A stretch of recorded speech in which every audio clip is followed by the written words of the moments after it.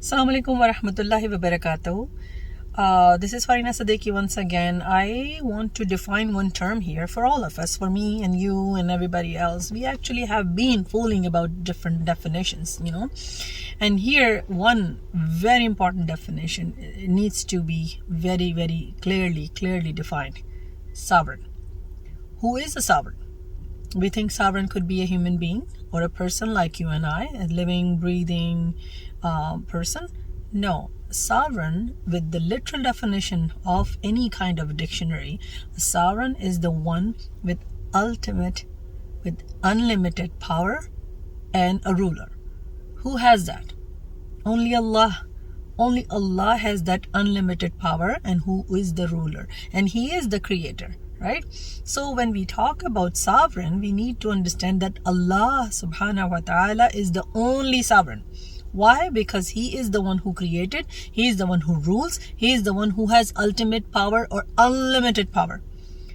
So it's very, very important for us, and it's actually good for us to actually understand and accept that human beings, our desires, our common sense, quote unquote, are not the sovereign. If you let them drive you, if you let them overcome you, if you let these things, humanly capable things, to actually help you think that somebody else or something else can be the sovereign, you're fooling yourself. You're actually following your desires. Allah, being the sovereign, is not only the creator of this world, He's the only one. Nobody in this entire world has ever or will ever be able to claim that they have created the world.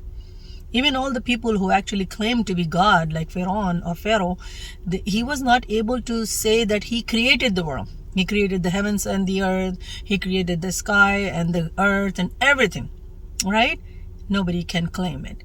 So Allah is the one who created everything. He created us, He created jinns, He created every living being, and then He placed us on this earth.